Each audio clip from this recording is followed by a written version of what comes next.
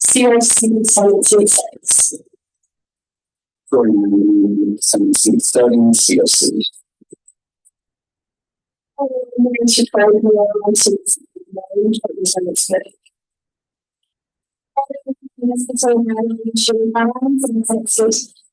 Dear Sue and Senate Treasurer. Hello, everybody. I'm Rachel Williams, the issue the pronouns of Senate Seat 12 academic. Hello, everybody. My name is Ruth Ramirez Pineda. I issue her pronouns, and I'm also academic committee. Everyone, my name is Subruno, Seat 14 and pronouns. Hi everyone, my name is Bella Esbeck. I use she, her pronouns, and I am the chair of the academic committee. I am Claire Paxton, she, her pronouns, Seat 17. Hello, my name is Liz Screw, she, her pronouns, Senate Seat 18, School of Journalism and Communication. Thank you all for being here today. It's small. Hello everyone, Jamie Dillon, Senate Seat 19. Business school. Hi everyone, my name is Ari Williams, she, her pronouns, Senate Seat 20. Hi, my name is Rain, Senate Seat 21, academic committee, any pronouns. Hi everyone, my name is Emily Cole. I use she, they pronouns. I represent law students Senate Seat 23. Hi, my name is Zoe Jenkins Hiscox. I use she, her pronouns, and I represent first years in Senate Seat 24. Senator Ducharme.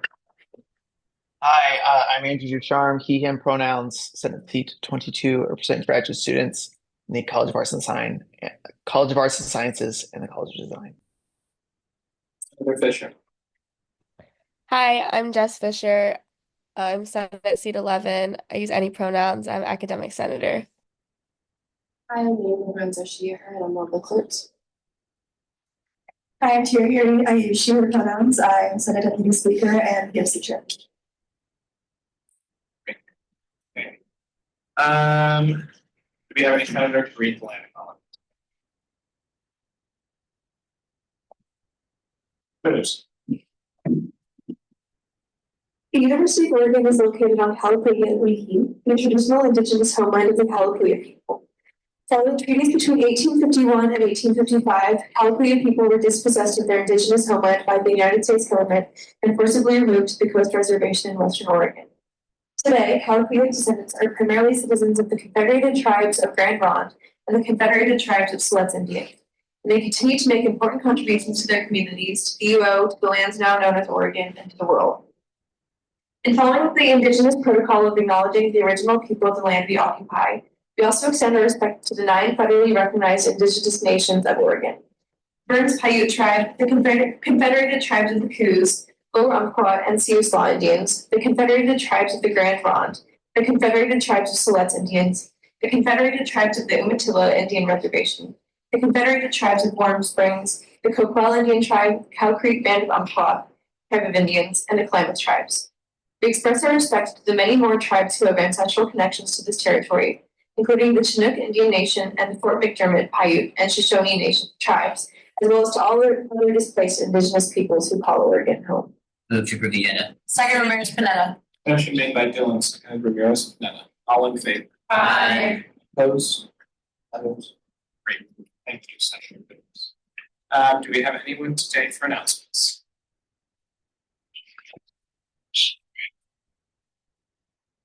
Good evening, everyone. My name is Vernon Broach. I am the Secretary of Government Relations at ASUO.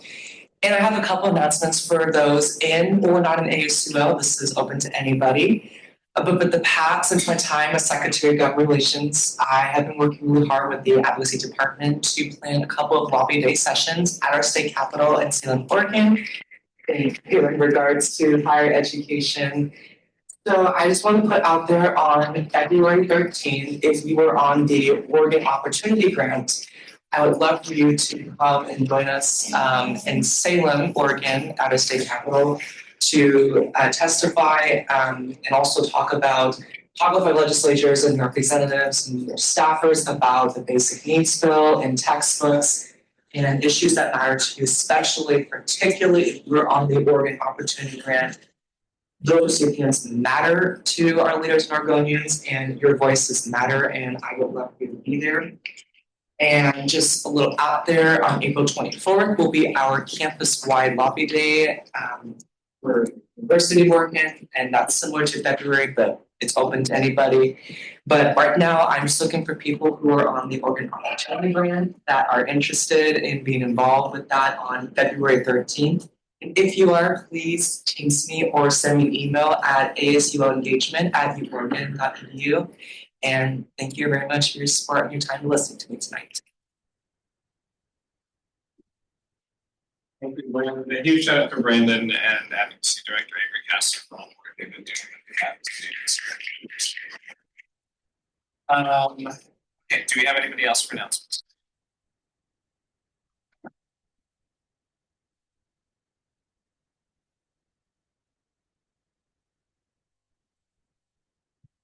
Hey all, I just wanted to give a quick update about the ADA audit. I know the senators have been having some questions about that, getting questions about that from the students. And basically, since the audit kind of grew in scope, CPFM, Campus Planning and Facilities Management, had to go through an RFP process like CFC does for its contracts. They have a meeting on tomorrow they've narrowed it down to 3 potential options since the RFP process closed on the 17th. And tomorrow they'll be meeting to decide which one they'll go with. And then after that, we get a fee proposal. And at that point, we will know which provider to go with. And if at all, we need to explore the opportunity of ASUO funding. So. Thanks, Ryan. Other announcements, guidelines? So, do we have anyone from technical? Come on up.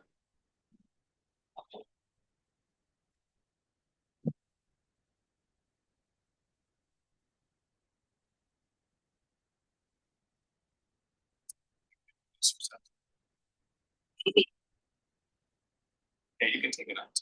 Okay. Yeah. Yeah, I heard it was cold. Awesome. I'm sorry. Hi everyone, my name is Kyle Lamb. I'm the current president of Ducks Martial Arts. My name is Audrey Buderka. I'm the specialist and current president of the Women's Coalition. Hi everyone, my name is Ainsley. I'm just a member of Ducks Martial Arts. Next slide, please.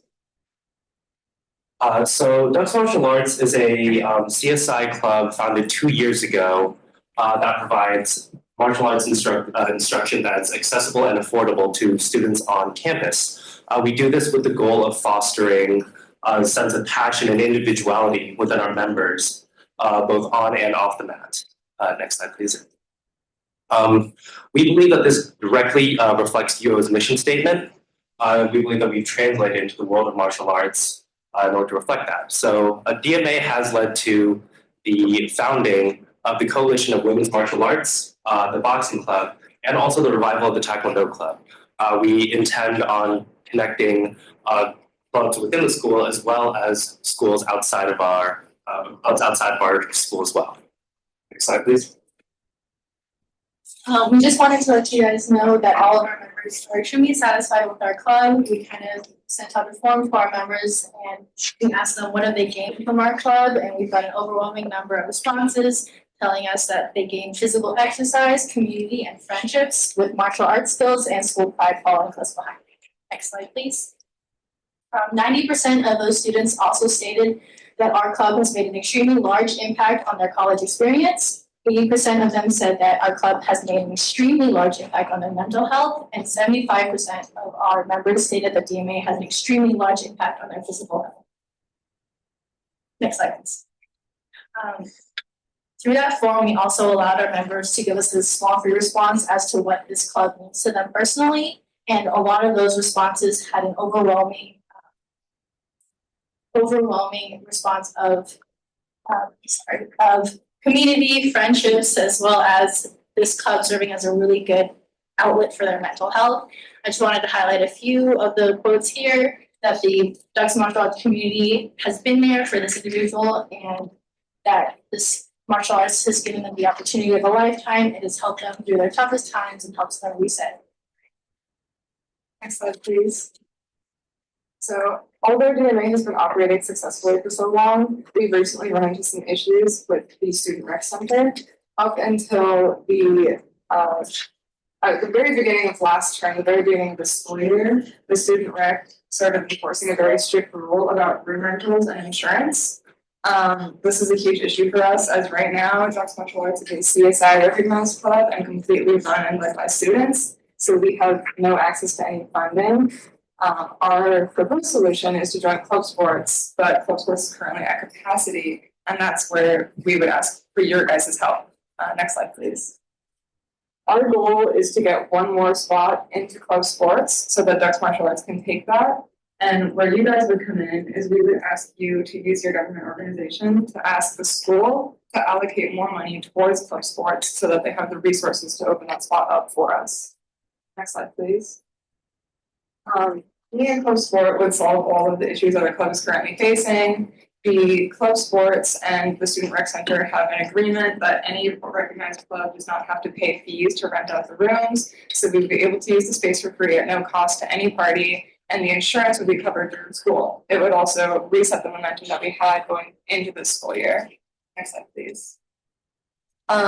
If that spot gets opened up, we would also be able to take it right away. We meet all of the requirements that are needed. We have a very consistent membership that has been exponentially growing since the club has been formed.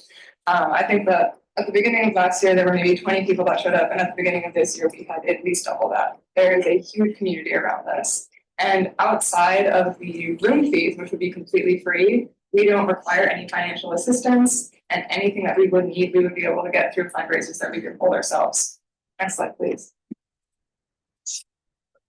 So why should you all care? Well, since its inception, DMA has seen a very consistent member attendance and member retention. And all of our members have given support and shown that they care about this community enough to fight for it. And that's what's inspired us to fight for them. So for you guys to show support to us would be for you to support the students.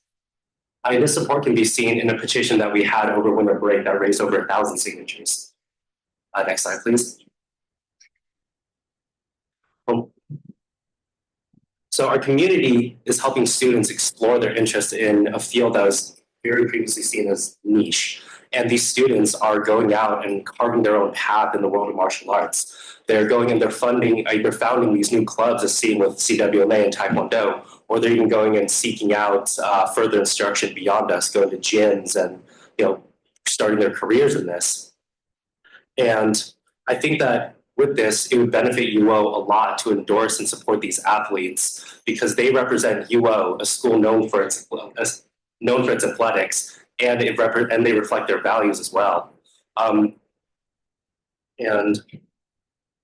we believe that it would be good for us to be able to uplift our community the same way that UO has theirs on this new frontier. Next slide, please. All these pictures show our community, and this is just off the mat. Over the last couple of years, we've fostered not just a community, but a family. And without DMA, all of these family members of ours are forced to seek options for training off campus, which doesn't provide that same community that we have here, but it's also way more expensive and with very limited accessibility than just having something on campus for them. And after having spent the last couple of years building this momentum and creating this community, that kind of comes to a halt. If DMA were to go away. Next slide, please. So once again, we ask of you guys to support us in being able to maintain this community for our people and continue doing what we love. Thank you.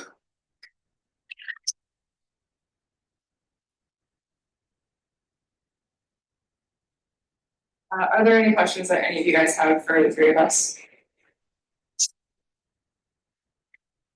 Senator Ramirez. Thank you for being here. I just want to say thank you so much for taking the time to come and present. I think if it wasn't for somebody I worked with, I would have not known about any of these clubs, but hearing just the impact and how many people want to get involved and are so into it, I love it. Thank you so much for being here. I hope we can find a way to help you guys out. Sure. Yeah, I agree. Thank you so much for being here. That sounds awesome. I did have a question. I know since you're not ASUO recognized, that's kind of why you're making this request at different time than what we're used to. So have you, obviously you're here for a reason, like someone recommended you come here and pitch in this format. Have you worked extensively with ASUO and the rec and club sports that you know this is a process that can happen? That like, it's not just someone recommending like, oh, maybe this will be a thing. Like I personally just don't know. Is this something that is feasible that would be possible, like from a work, like a committee, a working group? How do we go about taking action on this to make it feasible? I mean, we could always ask, I don't know who runs club sports, I would assume they have a director. But I think the only thing that might be an issue is getting the university's budget, timeline like we are. So I'm not sure, but again, I have never explored this. That's just the only thing that I'm immediately thinking of right now.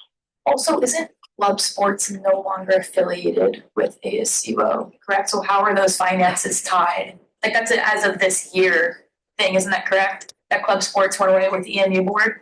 Yes. That we have no control over the club sports finances, I thought. Yeah, I mean, we can certainly ask them, you know what I mean? We don't have control. I know, yeah, that's what it's like. How do we go about action now? Do you have something? Yeah, I yield to Potter. I was just wondering if becoming an ASUO recognized. No, okay. No, it's per our policies and I think per the Constitution. Somebody can feel free to correct me if I'm wrong, if it's like cited totally somewhere else. But per our policies, essentially, we don't do club sports just for the liability issues.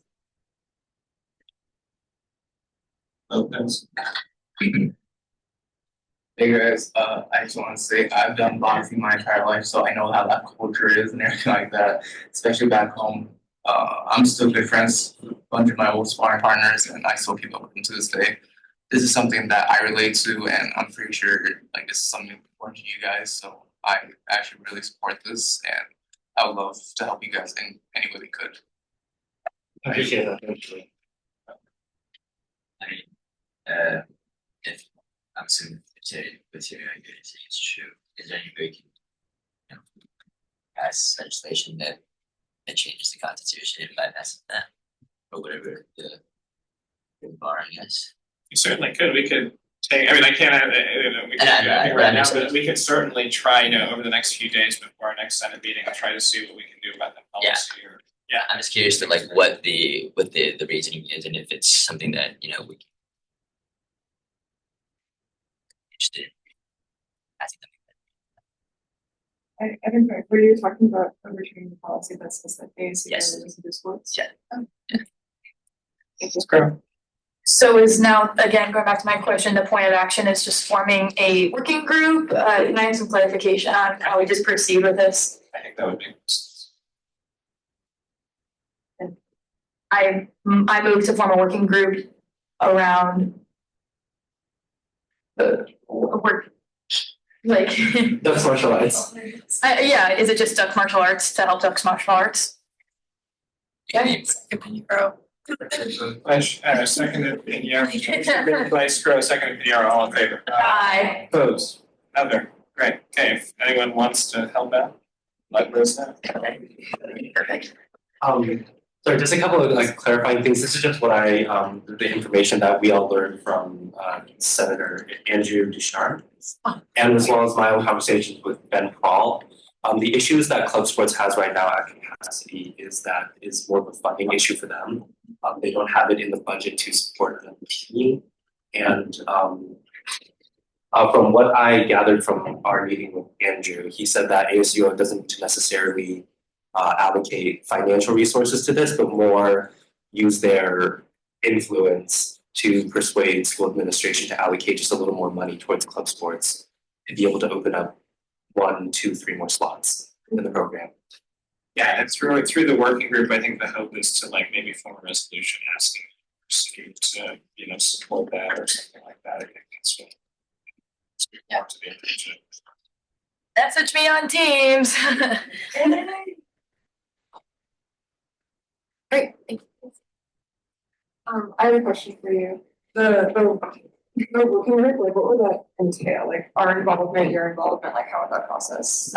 Basically, it's just a group of the senators who are involved in helping you with this. We all meet and figure out what the actual tangible solutions would be, so we don't have to, like, we cannot figure it out right here, right now. We have to go through our constitution, we have to go through our legislative rules, what's blocking us, or what we can actually go do. Can we allocate funding, or is it Andrew Ducharme's advice of using administration power? Then do we, type up a document, aka a resolution, which we've done for a few other events and groups in the past to help them with their own issues, to persuade upper university heads, so to speak, to help us in that way. So it's basically just a formalization of we're all going to meet and talk about it and make sure that progress is made to help you guys. Yeah, and we'll be in contact with you about when that is if you care to join. Yeah, Of course, thank you. yeah, of course. No further questions? I think that's, thank you guys. Thank you.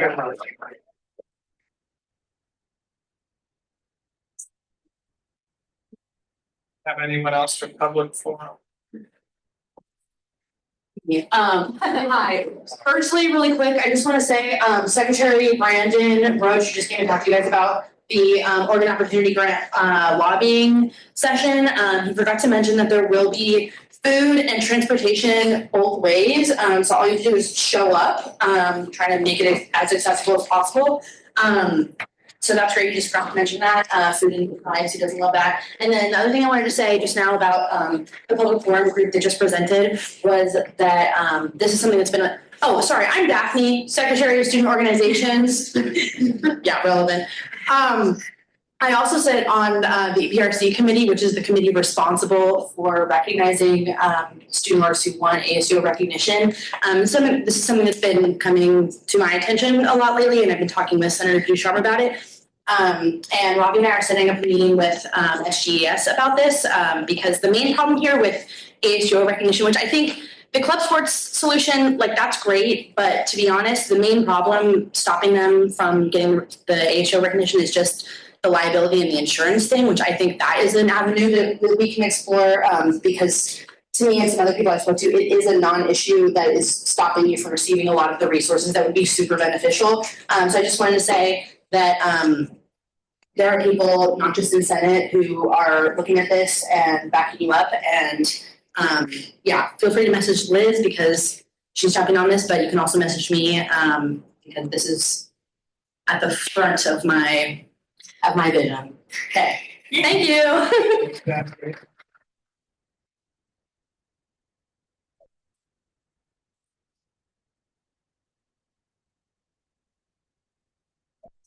How are you? Doing well, how are you? My name is Krista Dillon. I'm the Chief of Staff for Safety and Risk Services. And I just wanted to talk about two issues that our office is working on that we could use some student support and assistance with. The first is our UO alert system, which is the way we let you all know that there are emergencies. We currently right now have a bunch of templates, but it's based on the bad day that we're having. And we want to work on changing that because really there's only like 6 different sets of instructions we might tell you, right? Evacuate, get out of a building, seek shelter, get into a building, lock down, run, hide, fight for active threat. And so we're going to be changing up the templates, but we want to make sure that everybody on campus understands what those action words mean. And so we are looking for maybe a working group to work with us on an outreach campaign to be able to make sure that every single student, faculty, and staff understands that word so that when you get it, you understand the action you need to take to make yourself safe. So that's the first piece. We probably won't be implementing this until maybe spring term, so there's some time to think about the best ways to get in front of students, but also faculty as well. So it's the first piece. The second thing is around emergency phones, so the yellow tower phones that you see around campus. Our office manages those. We used to have about 62 of those around campus. There are 2 different kinds. There's the short ones and then there's the newer, taller ones. I want to share a couple of challenges with those with you. The shorter ones are like probably 30 years old. They're starting to die. They're kind of at their end of useful life. And unfortunately, we don't have maintenance money to help maintain those. And so this last year, we did decide to take out about a dozen of them that were no longer functioning. There are a lot of them in sort of weird places that don't really make sense. So we do have a potential proposal to go from about 52 down to 28, but keep those in key locations, replace those with those newer versions, and then also look for maintenance funding for that. I know that these are of interest to students. I think some of you participated in the nighttime safety walk or identifying new locations. We do want to maintain them. They are really, really expensive, and unfortunately, we don't have the funding to support them. So we're trying to find a good path forward where we can get them in the key locations where students are. I also just want to share a little bit of data in that they really don't get used. So I went to grad school here 20 years ago. In all of that time, there's actually not been a use of the phone that resulted in like saving a life or like stopping a crime. And so it is one of those things, especially now, like when I went to grad school, I didn't necessarily have a cell phone. You know, most of us have phones with us that are really easy to get to. And so that is one of the reasons why we do think we probably could reduce that number just because folks have technology available to them. But that's another thing. I know that's a safety topic that y'all are concerned about. And so we also want to work with you to try and make sure that they're in the right places. I think there's some interest in putting them in new locations. It can also be extremely expensive depending on how far we have to go to plug it into like internet and power and things like that. And so again, I know you guys have given feedback about those locations, but it is something that we probably want to work together kind of creatively about the funding about them because we just unfortunately don't have that budget, but are working on maintaining those. So just wanted to kind of share that. Again, our office doesn't get a chance to work with students very often, and so we do want to kind of create more of a long-term relationship with you all to talk to folks about safety-related issues and make sure that students understand the types of hazards and risks that could happen on campus and what to do to be prepared for those. Any questions?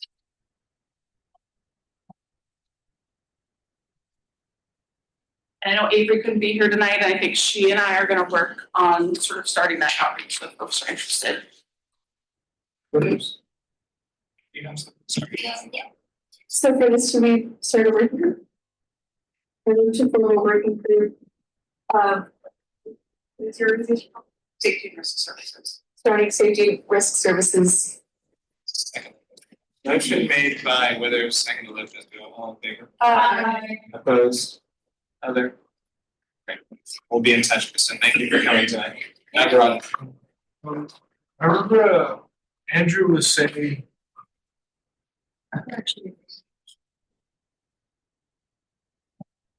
Andrew was saying something about like amending safety text messages in the Portland campus. Will we be working with them for that or? Yeah, the UN alert system is the same for all of campus. Portland has a different group. So if you're registered, let's say you take all your classes here, but you go to Portland for one class, you're registered for both alerts. Okay. So you would get both of them. Same for the marine biology campus as well. So if you were only registered at the Portland campus, you should hypothetically only get alerts from the Portland area. Yeah, okay. Yes, I think that's true. I think everybody might get the Eugene ones, but if you're in Portland, you get those. But if you're only registered for courses here, you shouldn't get Portland. Yeah, awesome. Yeah. Thank you. Do we have anybody else for public? Hi, hello senators. You've seen me a lot this term. Thank you all for your work. Thank you especially to Senator Cole, Senator Ducharme, of course, and all the members of the CFC led by Senator Hackman. And thank you for all your support in the co-op funding issue, which is of course crucial, important, indispensable. So I thank you for that. But actually, I come from a different topic.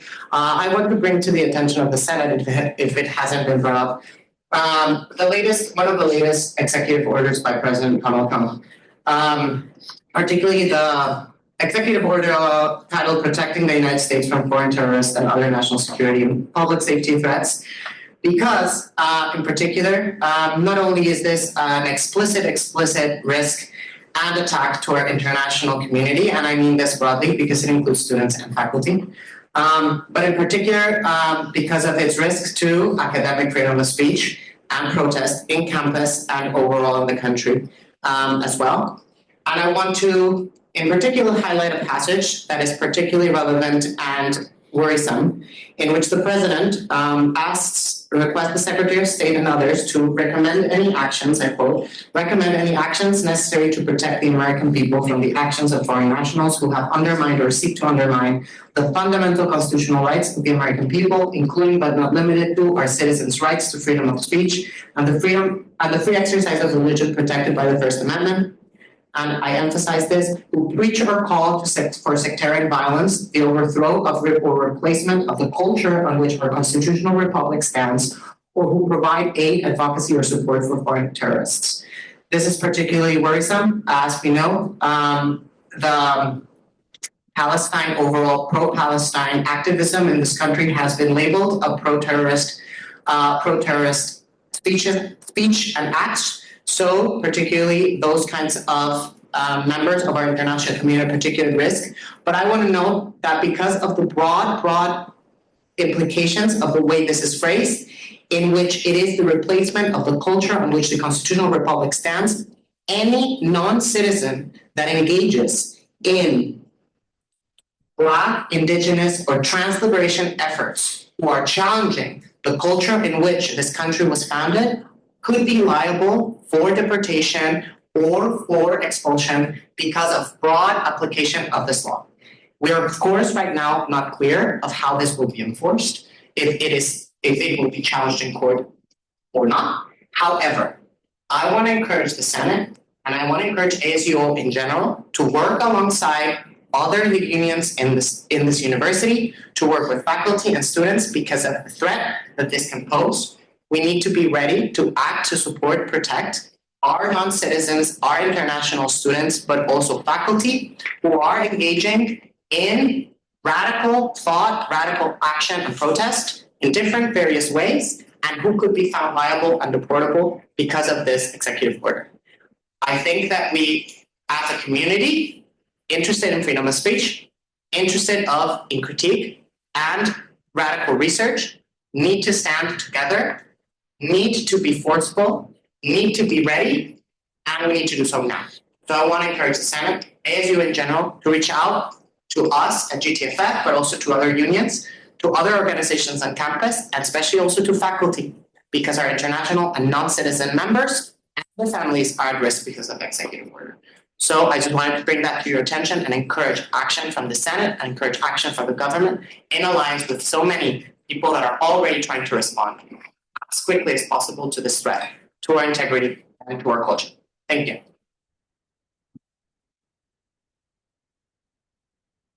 Anybody else have the floor? We will move on to financial votes. Financial status update, surplus is standing at $857,534. Unallocated reserve at $35,194.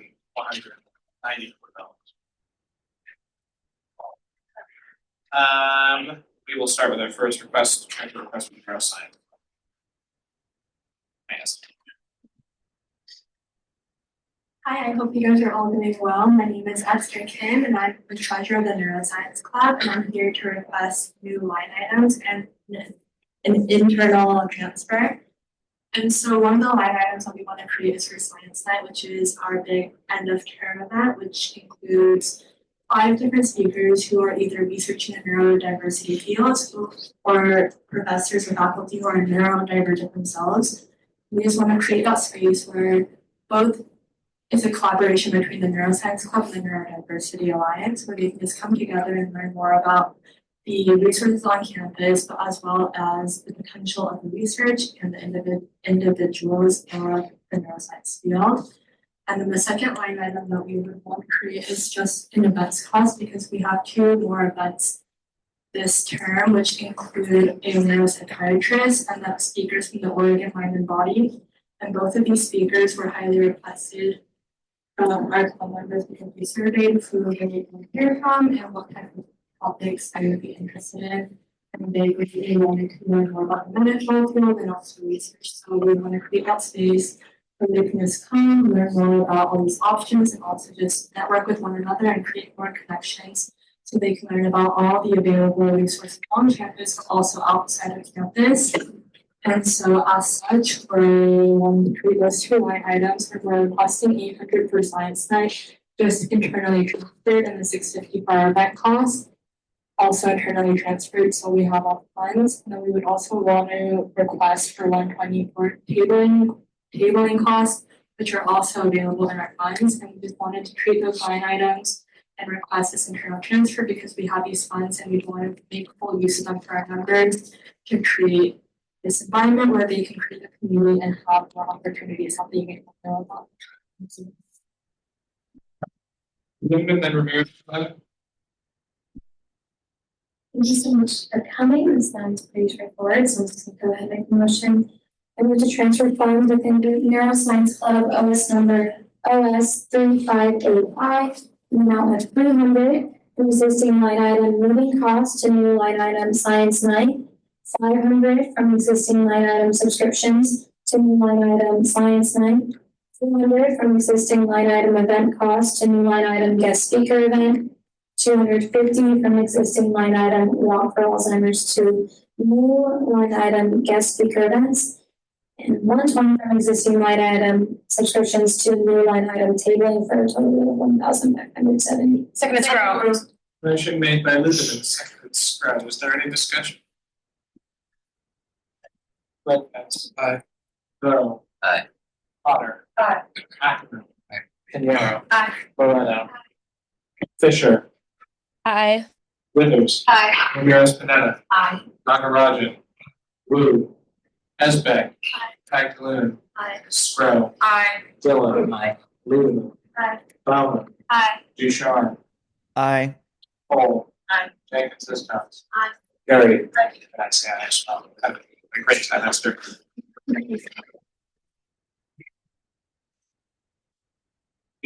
On to our next request. It was, oh, sorry. She also said something about creating new line items. There were no. No, she also mentioned something about creating new line items and then having internal requests. Were those reflected in the internal transfers, or does she also need new line items?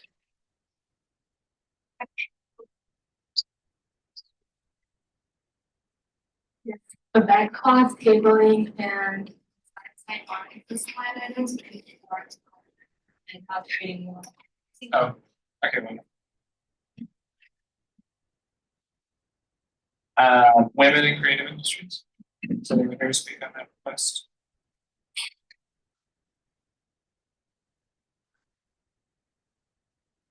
Others. I move to table the request for women in creative industries. Wait. Made by with a second as back in discussion. Let's go. $18. Somebody had to say. I won't take that. I need to amend my motion. Wait, Just a minute. I move to authorize spending from surplus to group women in creative industries, OS number 348, in the amount of $18 to existing line item meeting supplies. Motion made by me, seconded Dylan, all in favor? Aye. Opposed? Okay. Great. Ace of Ducks. Coming up.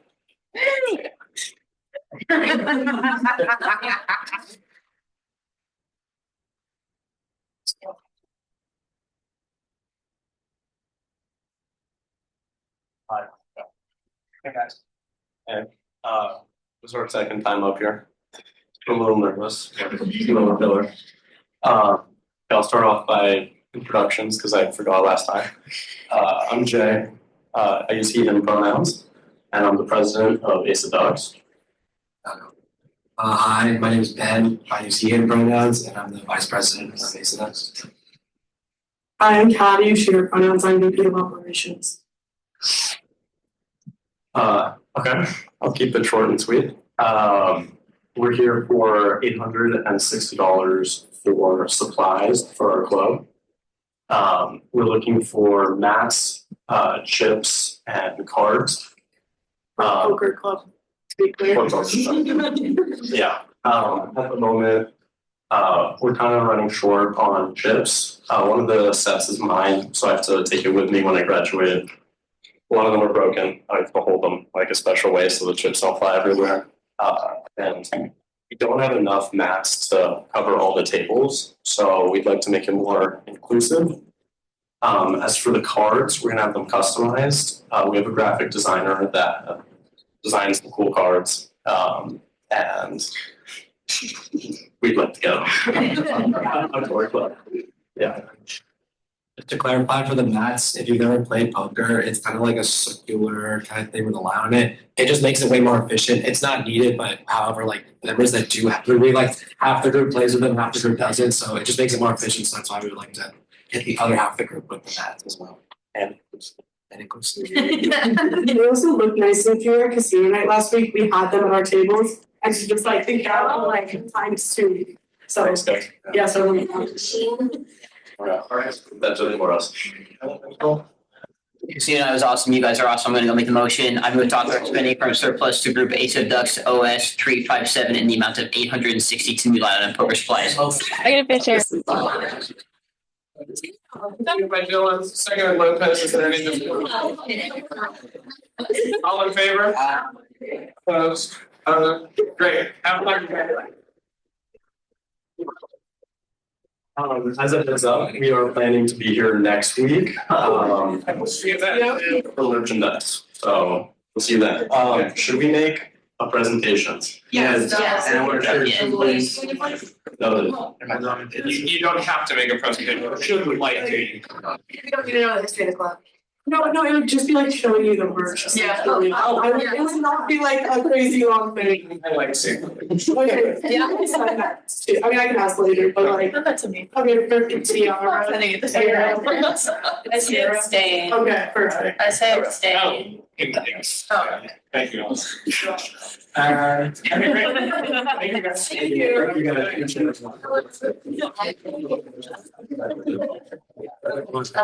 Jamie, I gotta say, that was good. You guys are great. That was great. I like that. Efficient. Stop raising my hand. You got me good. Do we have anyone from Magic the Gathering today?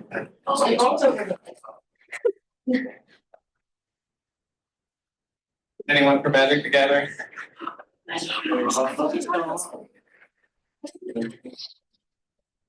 I.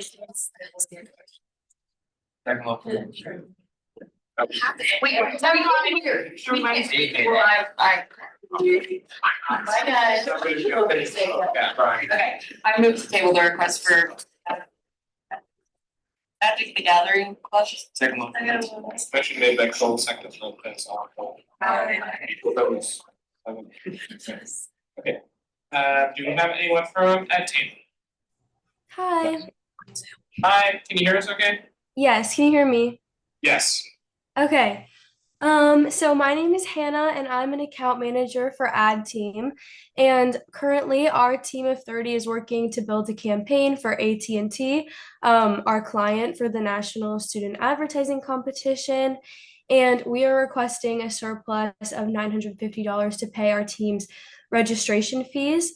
Before the competition's website was solidified, we were told the registration fee was going to be $250, and now it is $265 per person.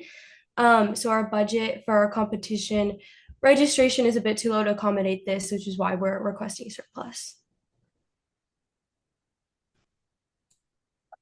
Okay, great. Well, thank you for being with us tonight. Senator Dillon.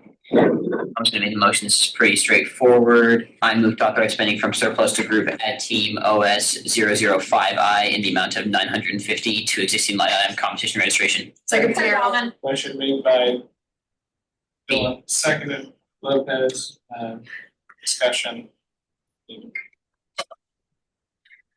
Hi, I just wanted to clarify, in your engage, it says it went from 250 to 275. And for 30 people, that's only 750. So I'm wondering, is the amount you're asking for just covering the increased costs, or is there other costs too?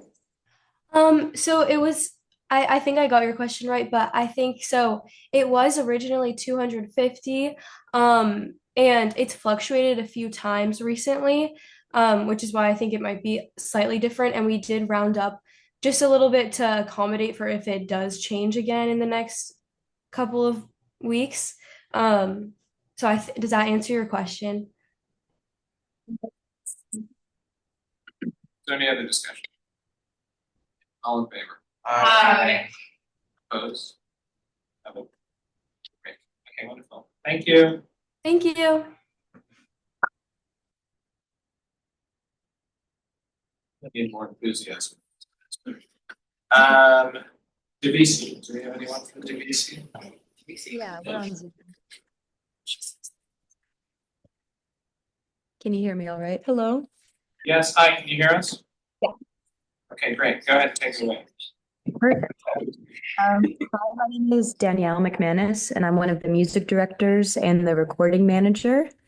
My name is Julian Heller, and I'm the assistant business director. And we're a part of DVC UO's premier treble a cappella group. We're requesting $800 today to edit and mix our next studio album.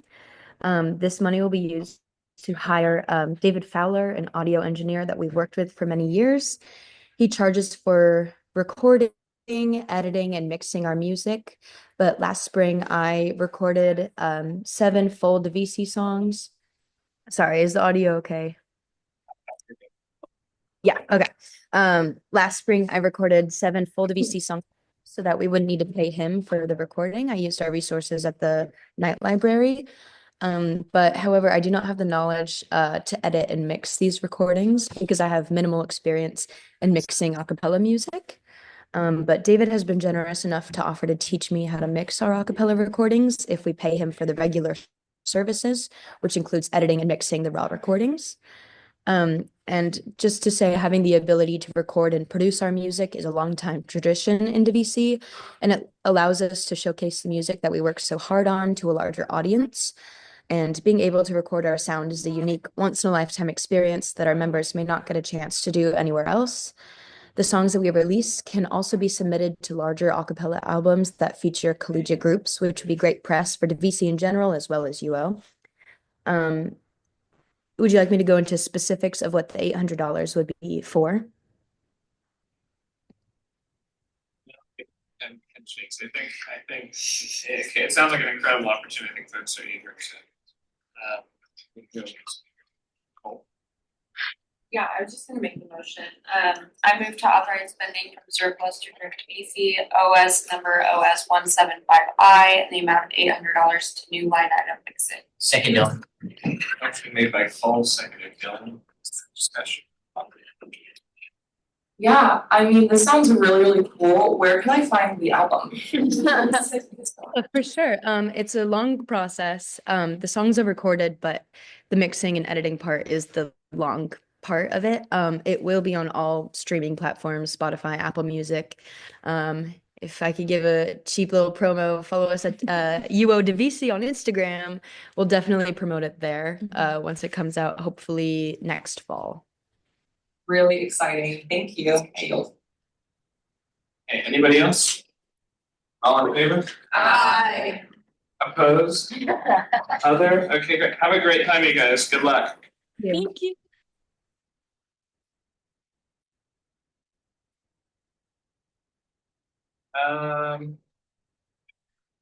National Organization for Music Education.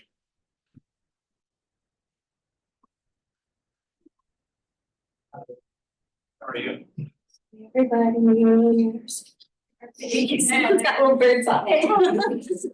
Hello again to the people I saw a little bit ago. My name's Ellie. I'm the president of the National Association for Music Education, and I'm here to request $700 for extra money for conferences. Most of our budget goes towards conferences, and there have been some extra fees, like some hotel fees, just some like higher prices in hotels than we were expecting. To break down the 700, 200 is going to go to the accidental fee for conference we took, a trip we took to the Midwest Band Clinic conference last year. Another one for an additional fee from the hotel. Nothing happened. They just like to keep cards on record. From that same conference, 200 is going to go to sending another one of our students to the American String Teachers Association conference. That's in Georgia in March. And then the final 150 is just in case the hotel decides to charge us more fees, as they have been loving to do. So that's the breakdown. Any questions? Dylan is first on speakers. Super straightforward. I move to authorize spending from surplus to group the OS 159 in the amount of 700 to existing line item conferences. Motion made by Dylan, seconded Garrity. Is there any other discussion? All in favor? Aye. Opposed? Other? Great. Congratulations.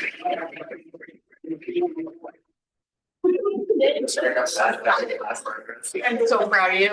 Look how you just turned that around. Wow. I know. I'm like Rebella, I'm like, she is biased. Law of intellectual property. Do we have anyone speaking on that request?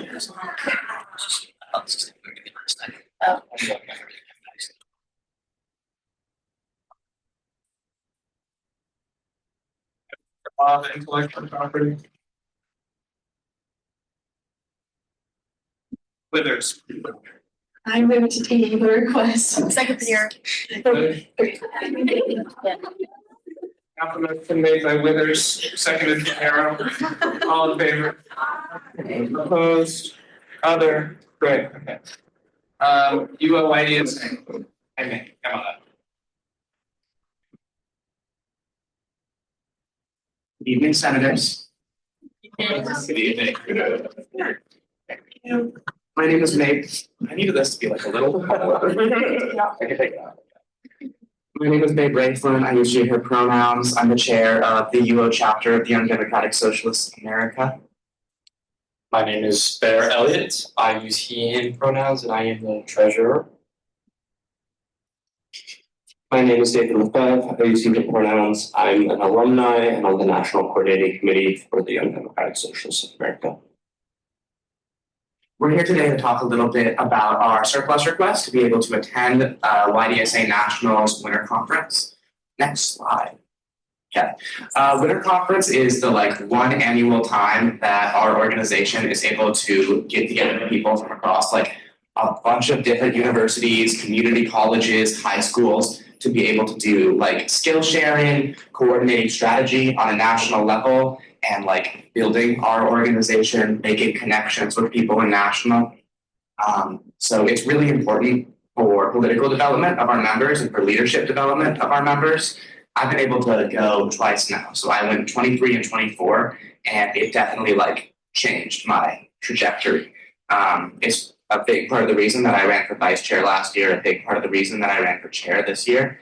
I really want to be able to give that opportunity to a cohort of new students who haven't been able to do that yet, who I really think deserve the ability to do that. It's a really cool experience that I want people to be able to have.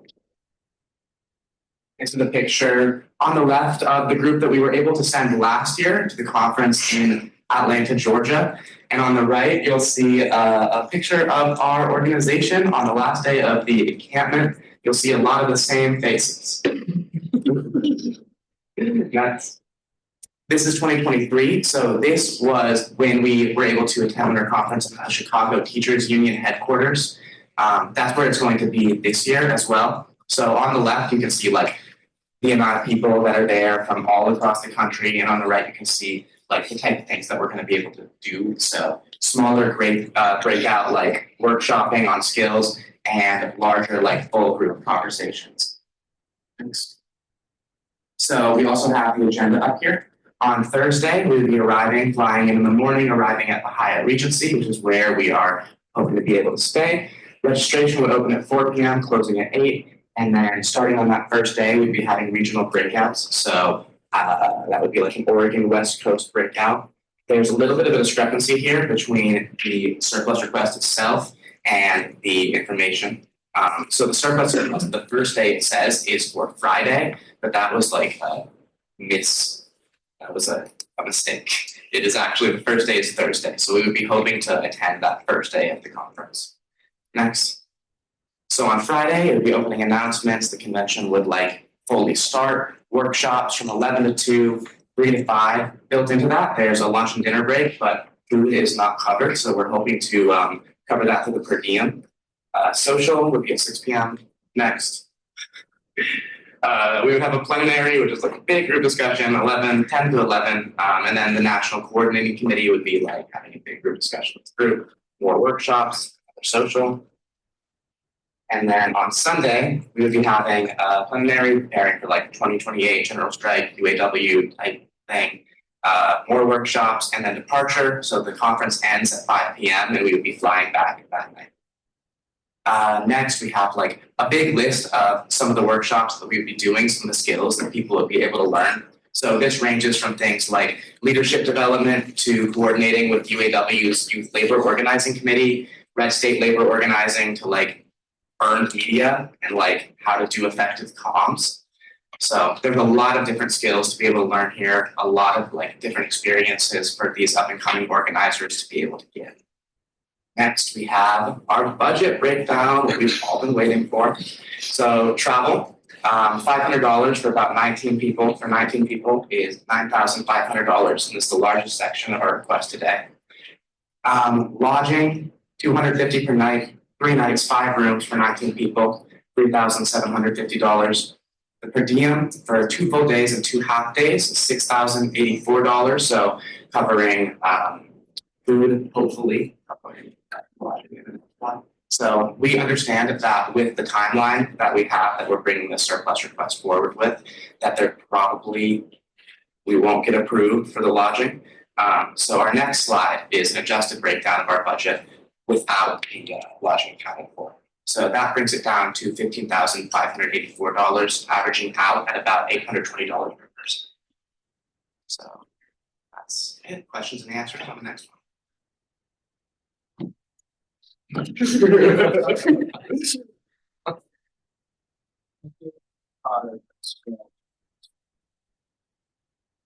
Hi, thank you so much for putting this presentation together. I just, out of curiosity, would like to know how you determine who is able to attend this conference? So we had self-nomination and then we used ranked choice voting for like our full membership to decide who could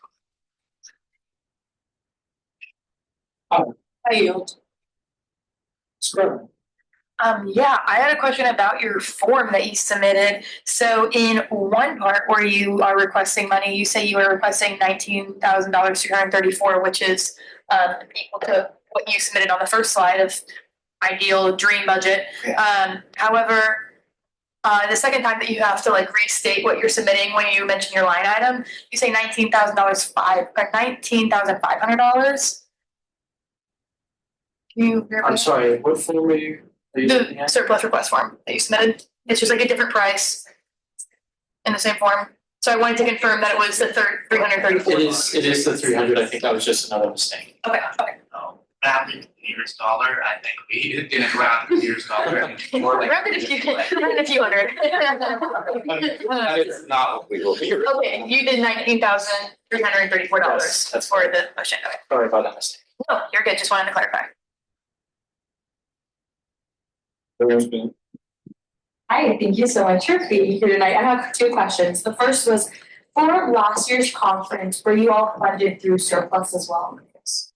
My second question was, in the second, option that we saw on the slide, it didn't account for, the hotel staying. So what would be the option if that were to happen? Yeah, so we've already talked to like other folks and have prepared fundraising to be able to cover that. We're hoping that we can reimburse, if not all of that lodging, majority of it, but we are prepared to like get that money to be able to put that in front. Okay, so sorry, just for my own clarification, is that it would be fundraising on your all's part to make that? Okay, perfect. I yield. How many years has your organization gone to this conference? More than I've been here. In the years that I've been here, we've gone twice. We've been around since 2016, and this conference has been happening annually, so probably third time that we've been able to go. Have you thought about building this into your budget during the budget process? We have not, but we can in the future, because that's a great idea. Also, this is in like 4 weeks. Is that okay for the financial process? If it gets approved and that stops. Yeah, stops.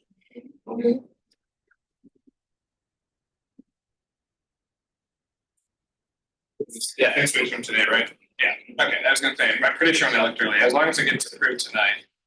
Or, yeah, it would have to be approved tonight if you wanted to go on the days of. Yeah. It's 5 weeks.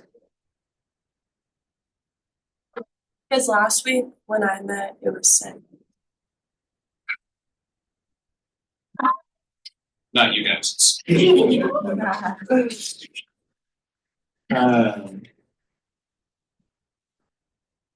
27th, yes. Yes. We were hoping to get this in like weeks before so that we could ideally cover lodging in the first part, but a little bit far. Sure. If that's. Yeah. I mean, they approved it, and if folks want to approve it, you know, when a motion is made, we can try, we can try on our end. I can't speak for what SOFs will do, but we can certainly, that's the only avenue we can explore. Yeah, I just had another question. You allotted in that budget that flights for 19 people to Atlanta, Georgia were $500, 6 weeks out.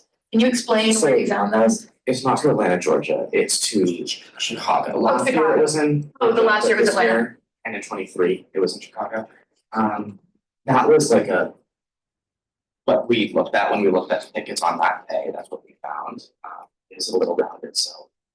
Okay, so you budgeted out for it to be a little bit more than what you originally thought. Okay. Just clarify. I'm gonna go ahead and make the motion. All right.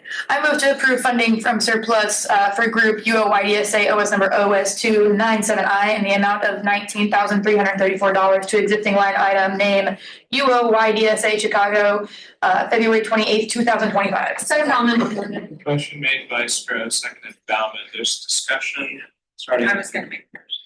Starting with Muhammad.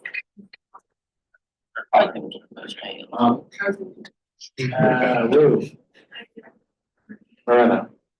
I was gonna ask if it meant approving it today in Senate or SOFs approving it. I mean, SOFs approved this earlier this week. No, I mean like after the IFAM, it doesn't go in until I fill that out. Oh, right. You have to review it again, which takes a couple of days. That's true. I could go. Yeah. Okay. Yeah. Sure.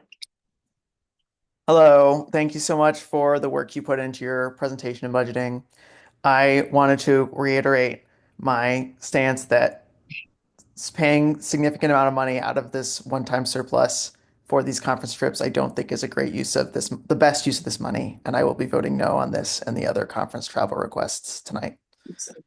I yield. Any other discussion? Great, let's go. Lopez. Aye. Muhammad. Aye. Bell. Aye. Potter. Aye. Ackman. Aye. Pinheiro. Aye. Moreno. Aye. Fisher. Abstain. Withers. Aye. Ramirez Pineda. Aye. Nagarajan. Aye. Wu. Hasbeck. Agdalena. Stroh. Aye. Dillon. Aye. Lumen. Aye. Bauman. Aye. Duchar. Nay. Cole. Aye. Jenkins Hiscox. Aye. Garrett. Aye. And I say aye as well. Have a great time. I'll be in touch with you guys and what happens. Association of Anthropology Graduate Students.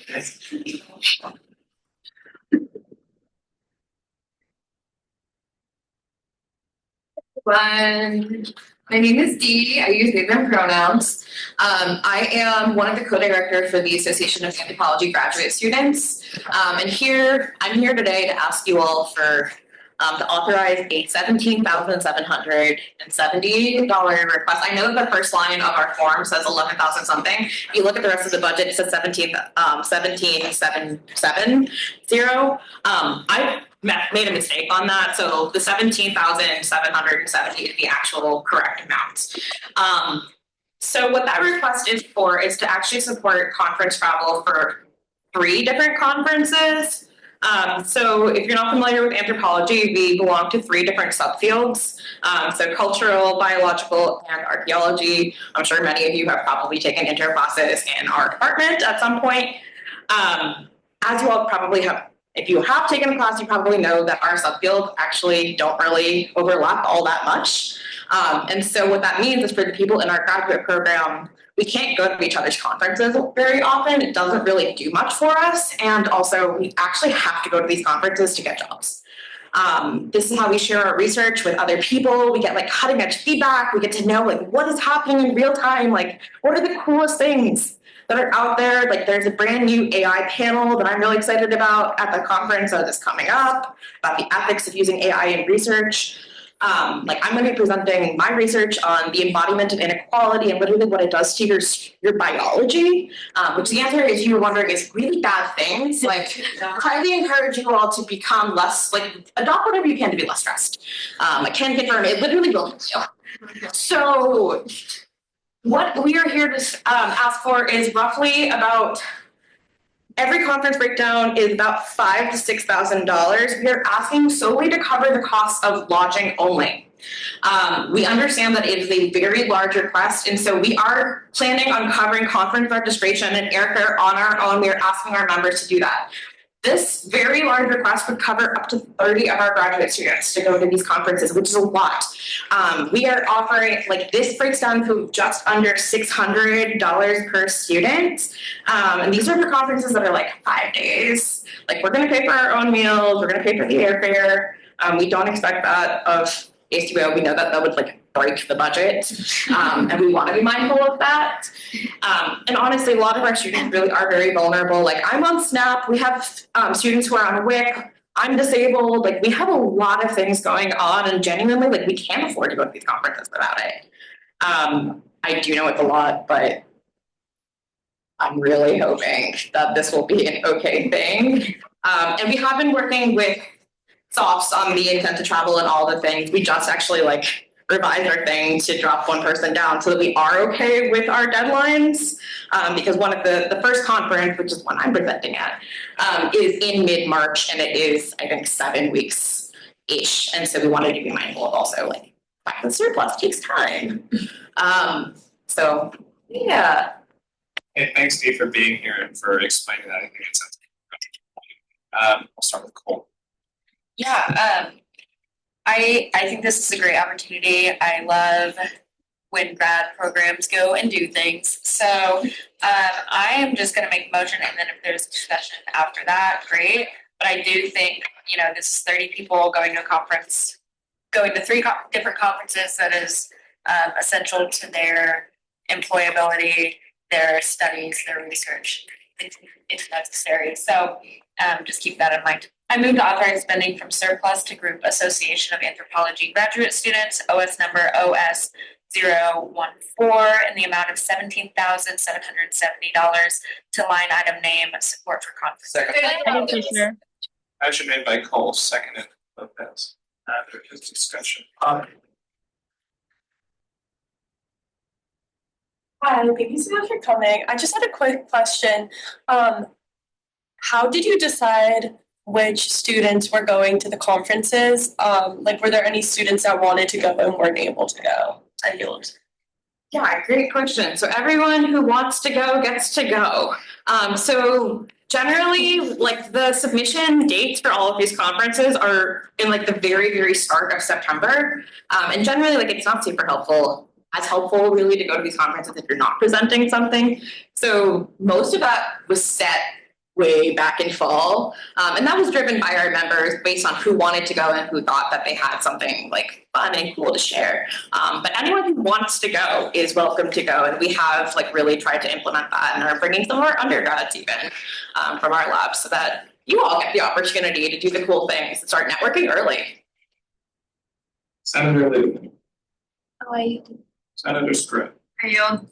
Vice President Butler. Hi, thank you so much for being here, and I also wanted to say how much I appreciate like y'all making the effort to lower down some of the costs and try to self-fund. That being said too, I honestly feel like ASUO could ask for more. Even if it's like with a per diem or like one of the two, just because I understand like this is such a difficult thing to have to self-fund with lodging, flights, and food. And we fund a lot of conferences who ask for lodging or ask for like all three of the. So honestly, yeah, I think that you all should consider coming back even just to ask for like a per diem or something to be covered, quite frankly. That would be ideal. We were just like, we don't want to ask too much, because we know like it's a lot of money. It is a lot of money, but yeah, I think you should kind of aim high because this is a really exceptional opportunity, and then maybe we'll try and like have a conversation to get more realistic, but like shoot for the stars because 30 people going to this grad conference, it seems like a once in a lifetime opportunity. So yeah. Thank you. Definitely like we will be resubmitting for some different things down the line, but we do want to just make sure that lodging money can be taken care of with the 6 weeks thing. Absolutely. Senator Withers. Yeah, to add on to Poppy's point, we came up with a soft guideline about $1,000 per person per conference. And I mean, technically this is 3 conferences per person, so maybe that could. But not per person. It's like 30 students total. Oh, okay, cool. Okay, yeah, but either way, keep that number in mind. We often fund more than that. But yeah, we'd be very happy to fund more than just this. That is ideal, and we are so happy to hear that. Awesome. Is there anybody else? All right, let's go. Lopez. Aye. Muhammad. No. Aye. Potter. Aye. Aye. Yara. Aye. Morena. Fisher. Aye. Withers. Aye. Ramirez Pineda. Aye. Wu. Esbeck. Agnew. Scrub. Dillon. Aye. Ludeman. Aye. Bellman. Aye. Ducharme. Nay. Cole. Aye. Jenkins Isabel. Aye. Garrett. Aye. And I say aye as well. Have a great time.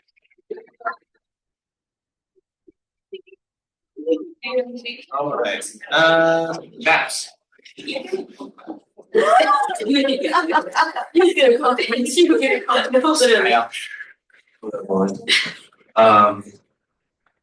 So I think last term I came to you guys talking about some conferences you guys want to go to. Fortunately, I did the math wrong. So we actually need, I think, I don't remember how much, I think maybe 800 extra. 68. How much I got? 68. Okay, 68. Go up the numbers on that thing. But yeah, it was a lot of just miscalculations for the lodging. I originally calculated total lodging for one night instead of like the 4 nights. So I was like, oh, that's really cheap. Somewhere going, all right, it's like, yeah, so I'm sorry, guys. You guys kind of just.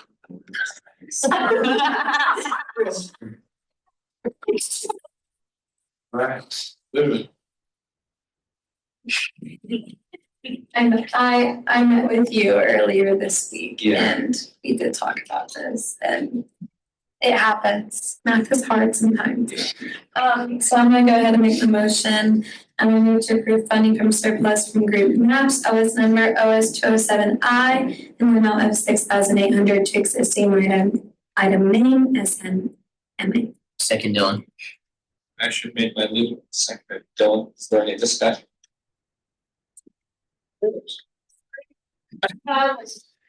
Do you know how much we allocated to you previously? Because I can't find the previous dates that you came. Yeah. I think it was like 8,000. Ish. Okay, I just can't find it in the No, minutes, you're and that's bugging me, but I did the math wrong on both conferences. I'm checking the agenda. MAPS, is that an acronym for something? Minority Association for Peerless. Okay, there we go. Okay, I yield. Thank you. Senator Blue. Hi, hello. I just wanted a quick clarification. You guys or the January 24th to 26th in Sacramento, California got confirmed, right? Yes, so we had enough money from the previous surplus request to fund that. So all of that's already taken care of. Okay, thank you. Just wanted to double check. I yield. Any discussion? Okay, let's go. Lopez. Aye. Mohammed. Aye. Mo. Aye. Potter. Aye. Ackerman. Aye. Panera. Aye. Moreno. Aye. Fisher. Aye. Withers. Aye. Ramirez Pineda. Aye. Nagarajan. Aye. Wu. Esbeck. Agnew. Stro. Aye. Dillon. Aye. Lewin. Aye. Fowler. Aye. Ducharme. Nay. Cole. Aye. Jenkins. Aye. Perry. Aye. I say aye as well. Have a good time.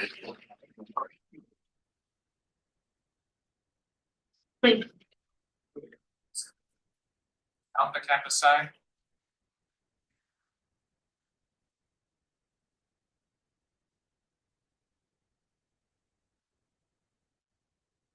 Hi, I shared a presentation with you. I didn't realize that I had to submit ahead of time, so it should be in your emails.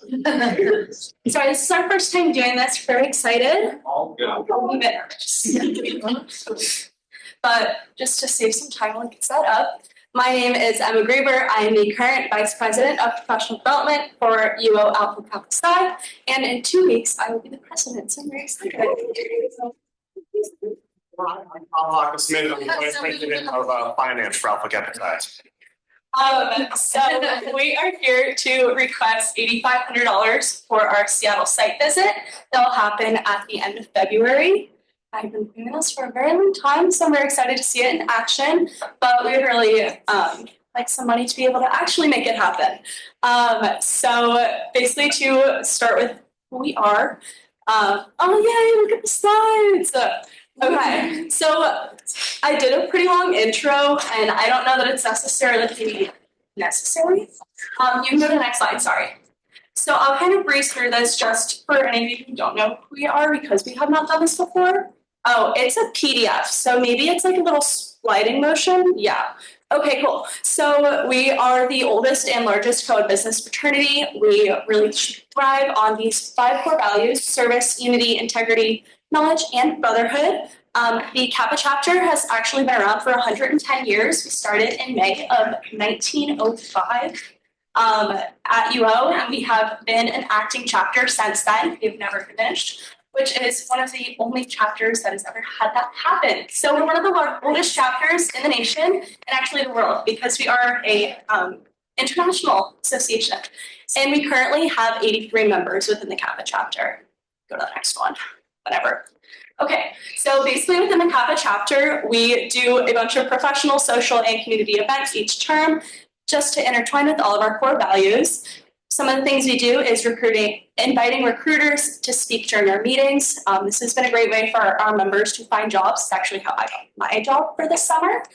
And we do also a bunch of brotherhood things like trivia. We're going on a retreat this weekend, and we do a lot to engage in all fields that our students are interested in because while we're a co-ed business fraternity, we're open to all majors.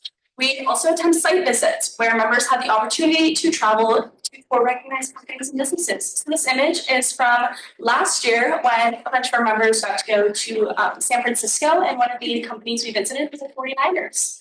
So if you're a 49ers fan, yay. If you're not, it's okay. We just want to go to San Francisco. Okay, you can go to the next one. Now, as an executive board, we do have 12 executive leaders that are all based on member nominations and then elected. We're volunteer based, so we do not get stipends for the work that we do. And we help facilitate everything. We don't really, we have a faculty advisor, obviously, but he's pretty hands off, which is really great because it allows us to be able to do everything student run. For the next one. Now, last time we were here, which was I think our first time here, we got a lot of questions on how to become a member, so I thought I'd make a slide on it. Basically, we do 5 rush events during our 2-week recruitment cycle, so that's going to be fall and spring, or our 2 recruitment cycles, which are fall and spring, and they focus on different aspects like service, brotherhood, professional development, and networking. Then the potential new members will submit an application. The executive board reviews those applications, and then we extend interviews. From interviews, we then will involve everyone who participated in interviews, which includes our whole chapter, and we do deliberation based on that to see who receives a bid. Who receives a bid is simply based on how many people we can admit based on our own funding, as well as how many people we can go through within a 4-hour time period so that we don't get kicked out of the list. But through that, they go through a 6-week pledge process where everything is based on professional development and interview skills to help them with their own personal and professional growth. They also get to create events within their pledge class, so it's really fun for bonding and how they help grow their professional network. And then week 10, super excited, they're initiated and they become full members. You can go to the next slide. Now, we also do site visits, like I mentioned, so that is going to be planned by VP of Professional Development, which is the role I'm currently in. These help enhance all of our members' industry knowledge. They give members the chance to explore potential career opportunities and expand their network. So we'll visit companies throughout Oregon mostly and surrounding states just because that is financially what we're capable of, and also based on student interest. So cities based on finances, companies based on student interest. The professional programming we put on helps all of our members find internships and post-grad jobs. So that cuts to why I'm here. So we are planning a site visit to go, well, I have planned a site visit to go to Seattle, Washington, February 26th, 27th, 28th, and March 1st. And I managed to get 4 incredible companies to meet with us all within 2 days. So the timeline to confirm this, I'll talk a little bit later on, but it wasn't until a week and a half ago that I got my last company confirmed because all the people we're meeting with are fully volunteers to help us do this. So it's really hard to be able to meet certain deadlines because they are just dedicating their time to us. You can go to the next slide. So these are the awesome companies we're going to visit based on membership feedback. We are going to visit companies like we're going to visit Brooks Running to focus on sustainable business and apparel, Microsoft for technology and sales, Standish Management, which if you're not familiar with Standish Management, they are a financial accounting or a financial management firm, which is really prides themselves on DEI values. So sorry. They actually have 51% of their employees are female identifying, which is insane for the field of finance. And then also Climate Pledge Arena, which is where the Seattle Kraken for hockey, as well as WNBA Seattle Storm play for event operations and sports marketing. So the planning of this started in late August with the help of Sarah Mason, who is the MORE Director of Industry and Alumni Engagement. She helped after Thanksgiving, finally introducing me to companies. I was in contact with 10 different companies, and thankfully I got 4 of them to have availability. And so since Thanksgiving, I have been in contact with them, working with them, trying to get dates planned. Told them I really love to have these planned before the holidays. It didn't really work out. So over winter break up until week 2, I was meeting with these individuals to finalize planning and secure a date. And then once I had the final itinerary, I filled out that lovely intent to travel notice. And it's been quite a learning process since then. I filled out a lot of forms, and this is my first time doing any of this. So it's been a lot to learn. You can go to the next one. Now, while we're there, we also gotta have some brotherhood because we're about that too. I am a ginormous fan of Beecher's mac and cheese, so I have to go to Pike's Place. Thank you. Then we had some ideas from the rest of membership to go to the Seattle Space Needle, the Jubilee Glass Museum, and then also I got to go to a conference or a convention a few weeks ago for all the presidents around the nation, and I got to become good buddies with the UW chapter president. And so Dub, I know, he's a cool guy though, he's not impressed me. And so he said we should do a collab over there, so we're gonna probably go to Top Golf and with them while we're in Washington. So go to the next one. Now, this is our visit budget breakdown. You can see here that the total is $4,500, which is very different than what I asked for. But during my lovely meeting with Senator Dillon, we talked with SOFs and they said that I should be requesting way more. I was like, how much more? Said 8,500. I was like, sure, that sounds great. And especially after some of the conversations that I've been hearing today, rooms will probably be more now because it is 5 weeks out, and that is not something I accounted for originally. And I do feel pretty confident about the gas price though. I've done a lot of gas price calculations through my time as VP Prodi. So I feel like that's probably pretty good. But that I know that the 8,500 is very different from 4,500. But this was just the recommendation from SOFs and I trust them. And yeah, so Senator Dillon agrees. Can you go to the next slide? So for funding for this, I was not going to fully rely on getting yeses for this. So I applied for funding through DCICC because we are a business organization. However, the most that they will give us is $400. So I received the Dean's Fund through that, the Dean's Fund through that, which they will use to help sponsor clubs to go do things. So I filled that out last term. And thankfully I didn't need an itinerary for that. So I was able to plan way in advance, got that $400, which is great. It doesn't do a lot, but it's money. And then also we have $400 in our ASUO annual budget. So we will be allocating $100 of that to our site tour.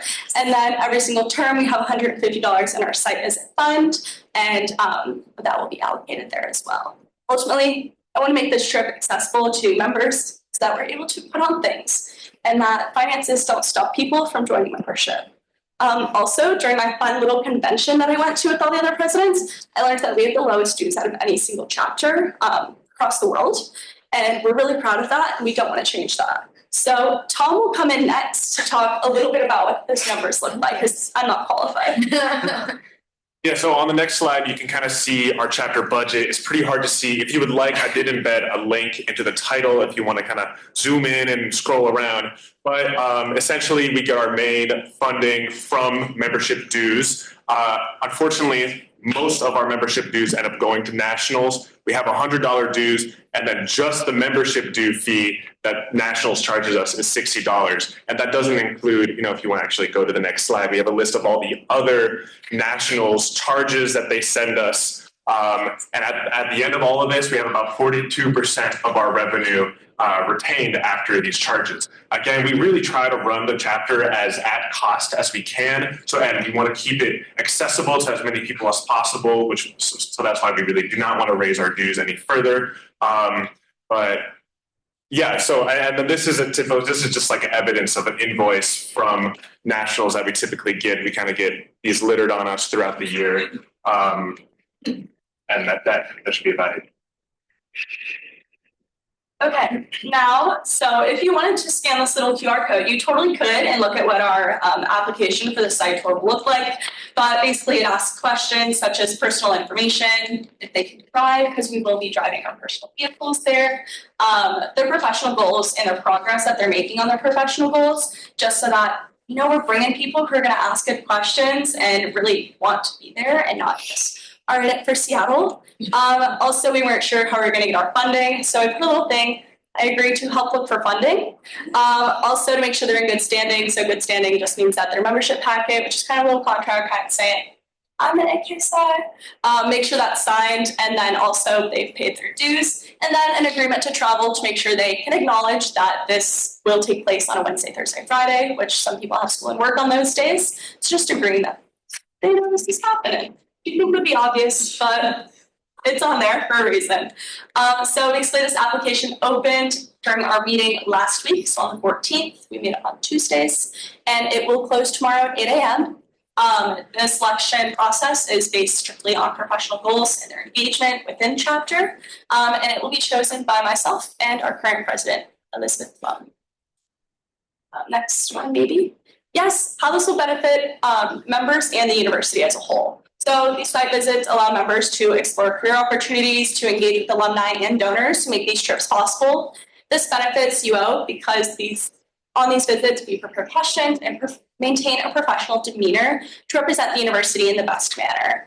Engaging with donors and alumni strengthens their own relationship with the university as well as the College of Business, and encourages continued engagements for future events and opportunities. I know that some of our site tours in the past have now led to people coming back to campus for different career fairs, as well as putting on specific networking events for college business students because of our engagement at our site visits.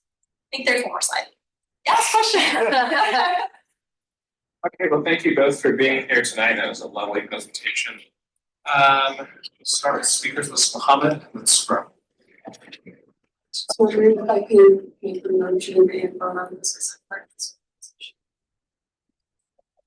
Make the motion, but you can abstain. I really want to make the motion.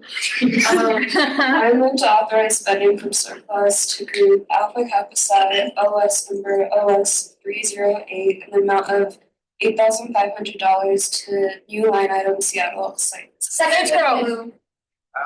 Motion made by Mohammed, seconded Lou. Is there any discussion? Scrum? Oh, I know that was gonna make the motion. This is a great club. Also, oh, I did say I yield, yeah. But I guess I'm taking that back. I wanted to just make a quick point.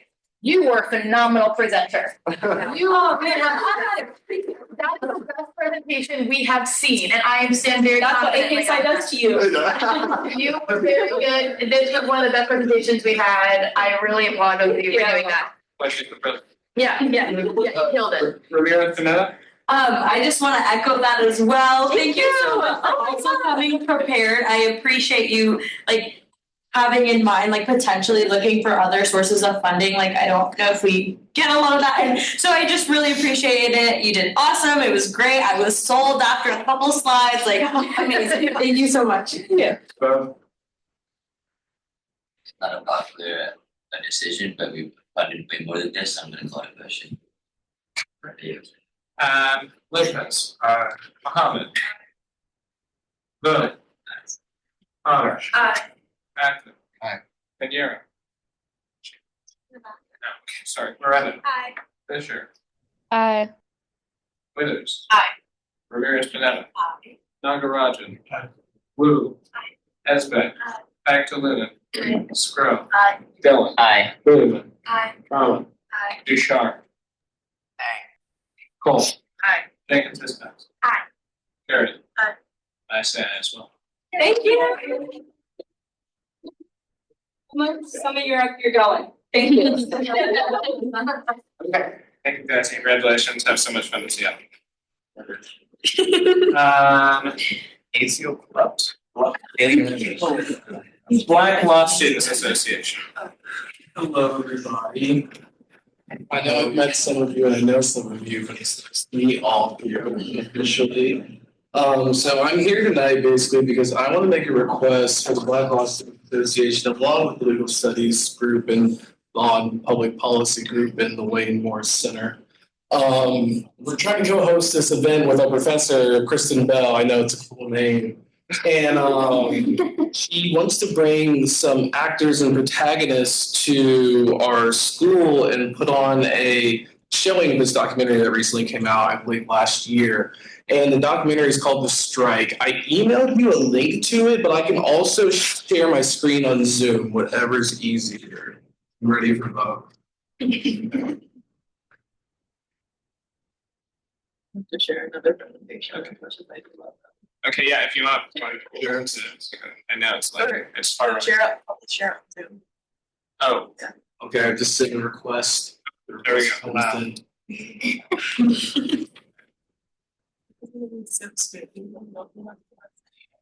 I'm actually really excited for this book. Oh, sorry, that's me.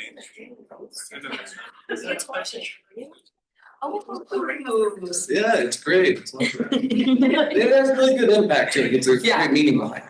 You know? If we hit the live, it's. I was sick. Look at my water bottle.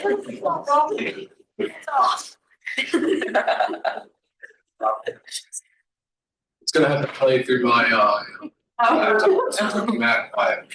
So you hold the microphone. Yeah. Maybe me, or do I mute myself?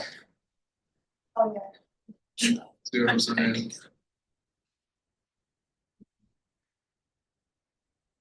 Hold it up to the mic.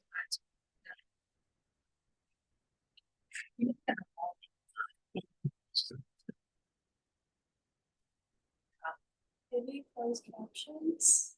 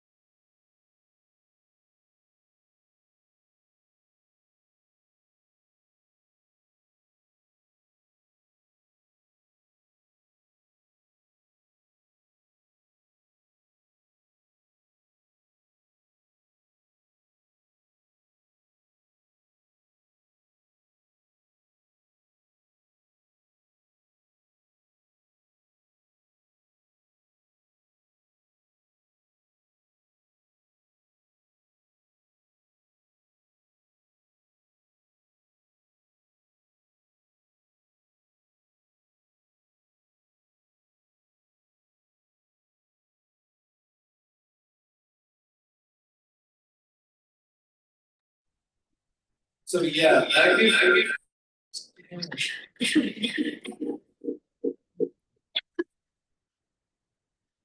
not me. But there we go. Even better.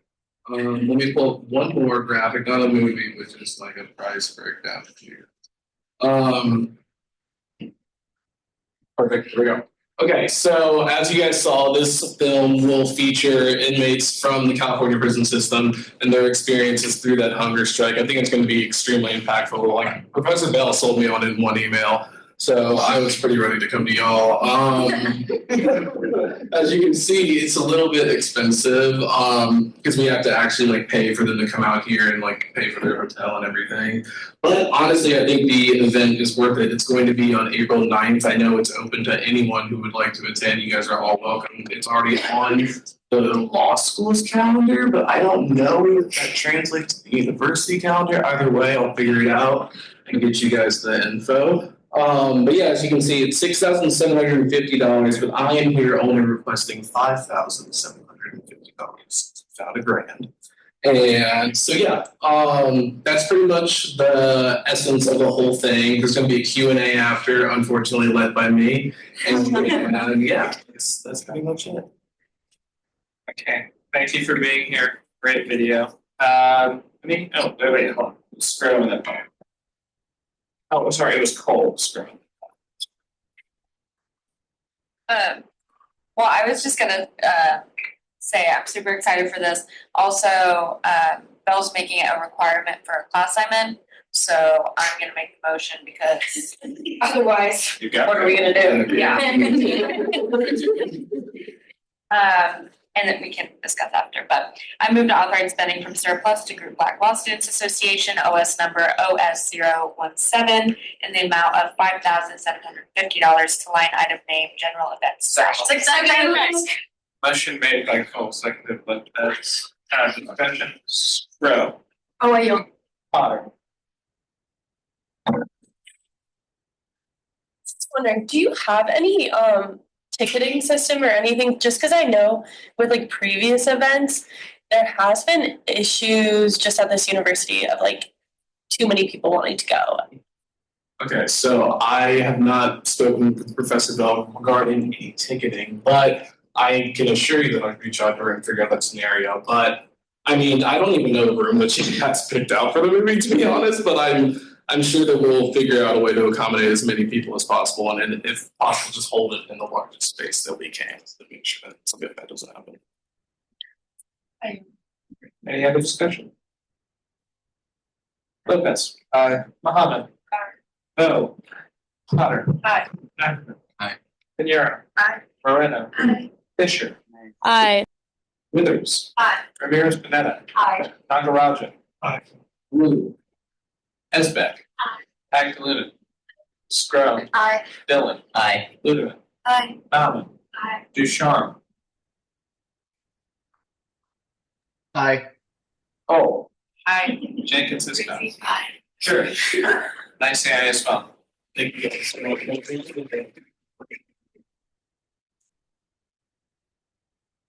That was honestly my goal to turn Duchamp.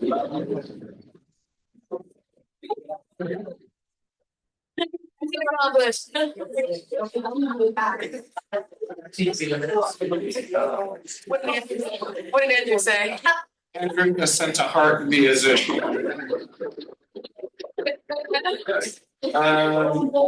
Okay, our last request, Taiwanese Student Association. How about that? Bye, Maxwell. Good evening, everyone. My name is Andrew Yan. I'm the treasurer for Taiwanese Student Association, or commonly known as TWSA. And we're requesting an amount of 3,300 for our Taiwan night and just labor recruitment and retention. Awesome, thanks for being here. Bye. I'll just make the motion. One vote, sorry. Thank you for coming also.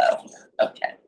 I move to authorize spending from surplus to Group Taiwanese Student Association, OS number OS023 in the amount of $2,000 to the existing line item named Taiwan Night and $1,300 to the existing line item named Recruitment and Retention for a total of $3,300. Second. Motion made by Potter, seconded as. Is there any discussion? No? Lopez. Aye. Muhammad. Aye. No. Aye. Potter. Aye. Ackerman. Aye. Pinero. Aye. Moreno. Aye. Fisher. Aye. Withers. Aye. Ramirez Pineda. Aye. Nagarajan. Aye. Wu. Esbeck. Agdaluna. Aye. Scrum. Aye. Dillon. Aye. Ludeman. Aye. Bauman. Aye. Ducharme. Aye. Cole. Aye. Jenkins says aye. Aye. Gary. Aye. I say aye as well.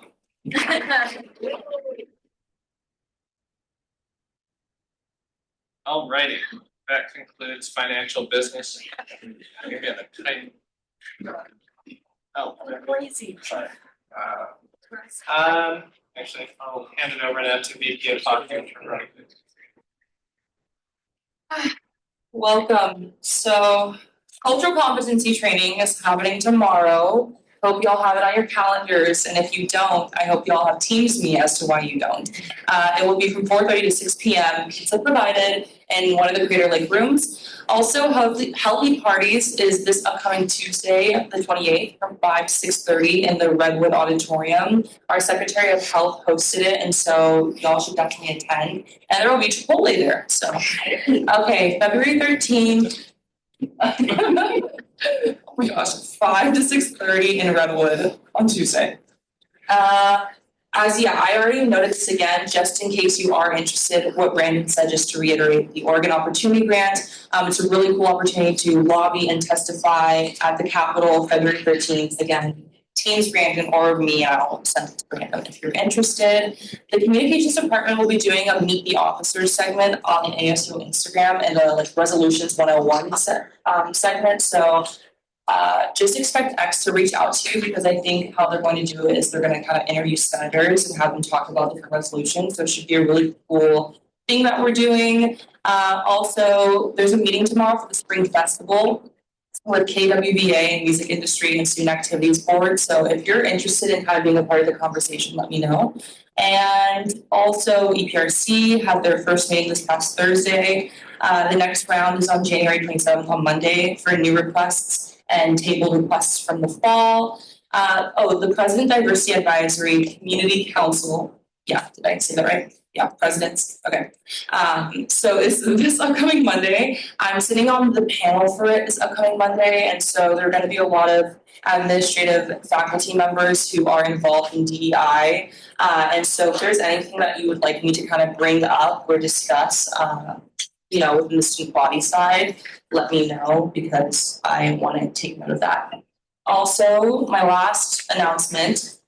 This happened last week, but we wanted to wait until this past executive meeting so that she could be there in person to announce it to our cabinet. So Lucia Rutan has also resigned from Chief of Administration. Some of y'all are gagged, but it was just kind of a conversation. It's similar to Spencer in the sense that she is really, really kind of moving forward with PR and advertising, and it's kind of pulling her in a direction where she really wants to dedicate that time. And so we just kind of had a mutual conversation where she has like what her capacity is, and right now it's just not ASUO. And so much respect to her, no hard feelings. She told me to tell y'all, like if you want to reach out or text her, ask questions, that she would love that. And you should still expect her in this week from time to time to say hi. So yeah, thank you. Alrighty. Jeremy. I'm good. Okay.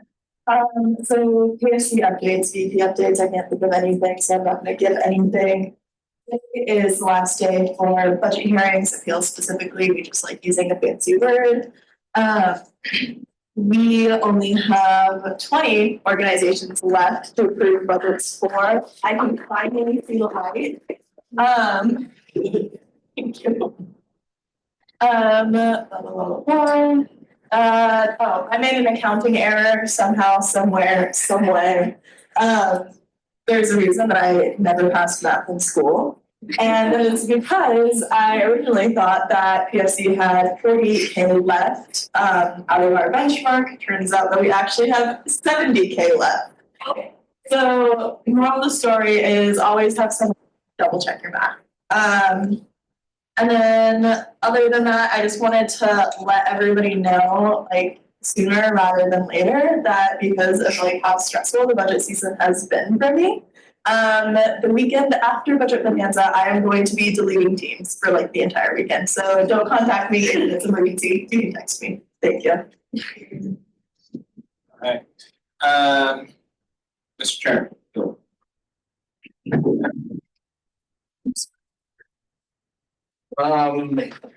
PC is done with budget hearings. That's all done. And then in terms of getting CFC set up for Budget Bonanza, we have one final decision on rideshare to make, which we've actually made progress towards because we had UO Transit deliver us the data on the rideshare and what that's been doing and the what they think next year will cost. So we have a pretty solid guess on that and how we want to change it. And we've been working with DFC, Kyle, about how Duck Ride and rideshare can work together. So yeah, that's that. And we just have one more decision to make before we are all ready for budget bonanza. Yeah, thank you.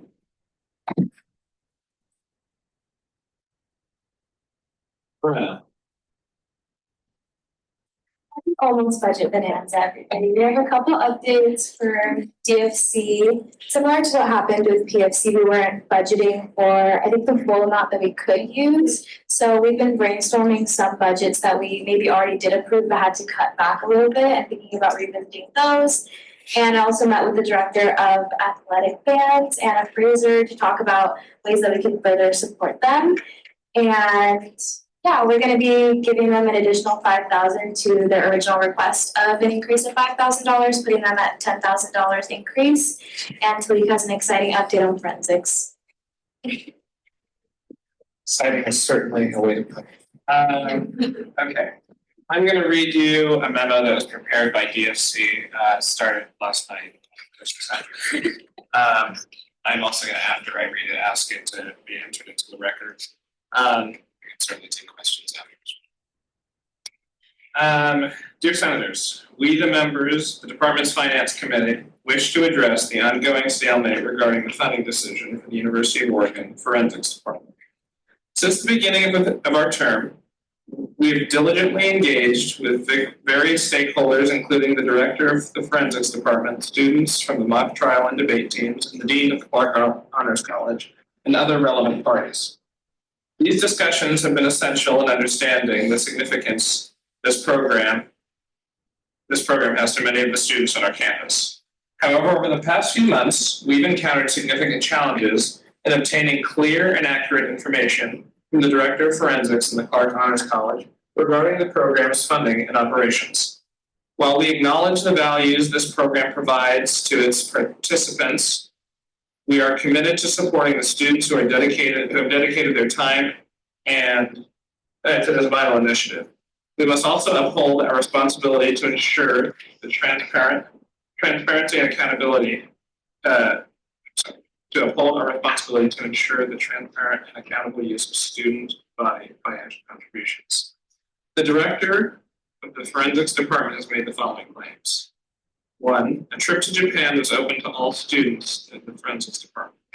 2, the mock trial and debate teams have similar levels of interest and therefore receive roughly equal the same amount of funding support.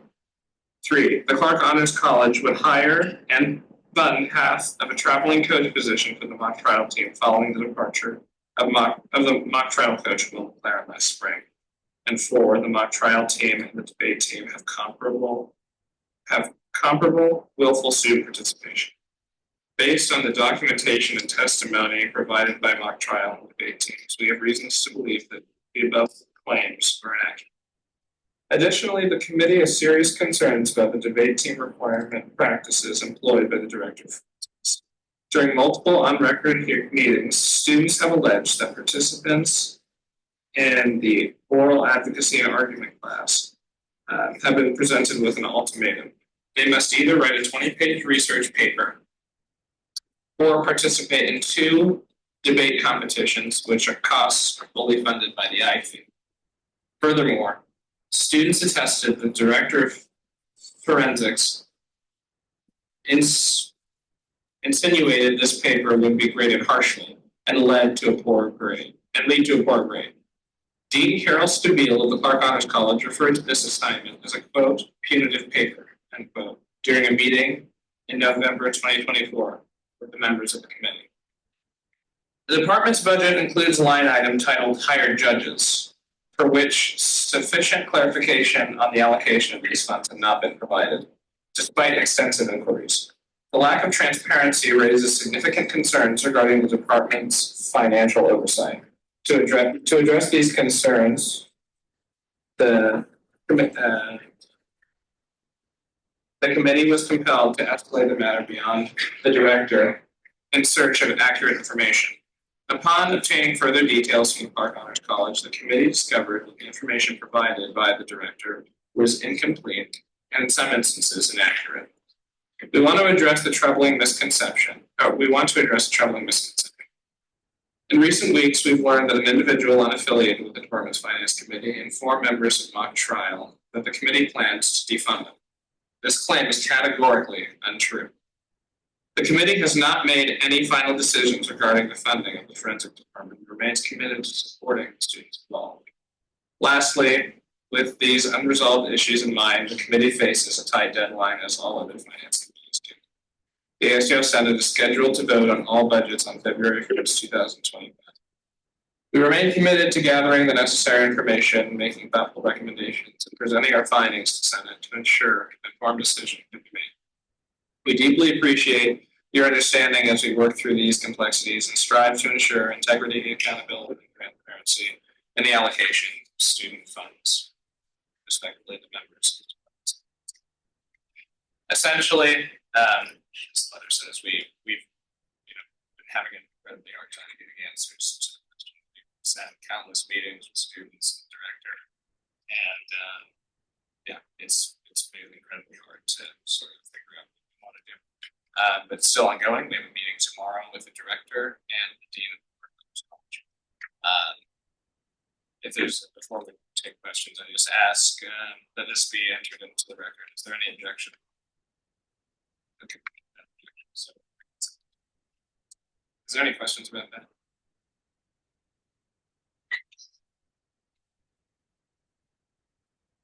Okay. I can move on to the US Senate. Oh, yeah, right. Sorry. I would just like to add that if you guys do get questions in the office, or if students from debate or mock trial come to you and ask about it, if you can direct them to anyone on the department's finance committee, whether they're on Senate or athletic members.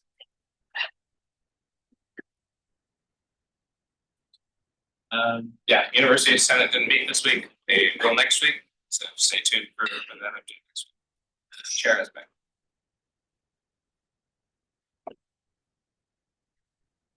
Academic committee met today right before Senate because of the holiday. Projects, if you have questions about that, let me know, and please vote in the special election that's happening right now. The bylaws. Vote yes on both.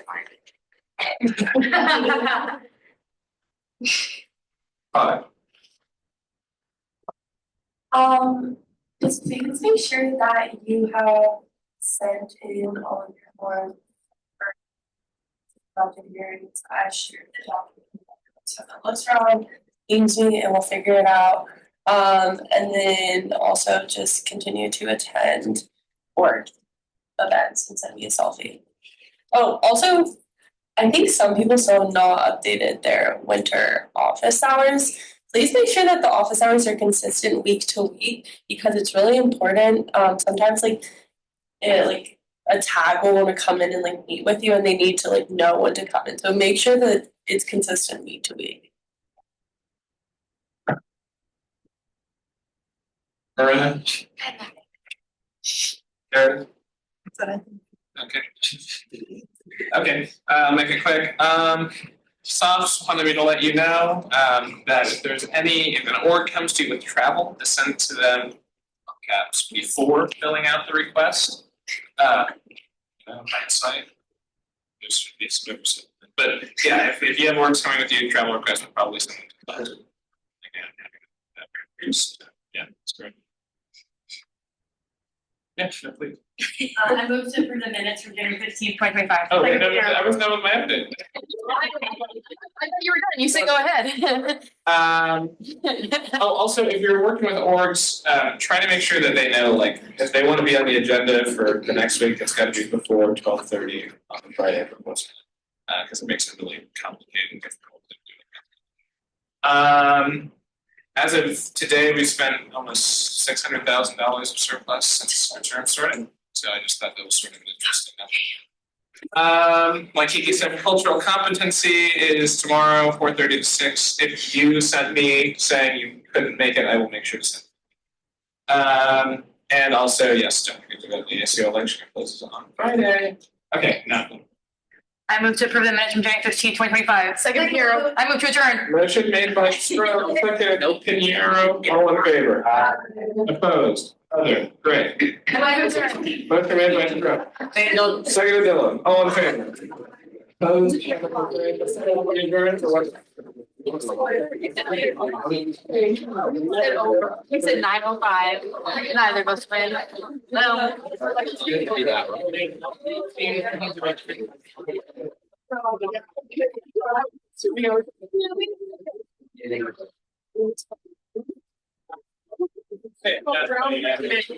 Yeah, that was crazy on the dot.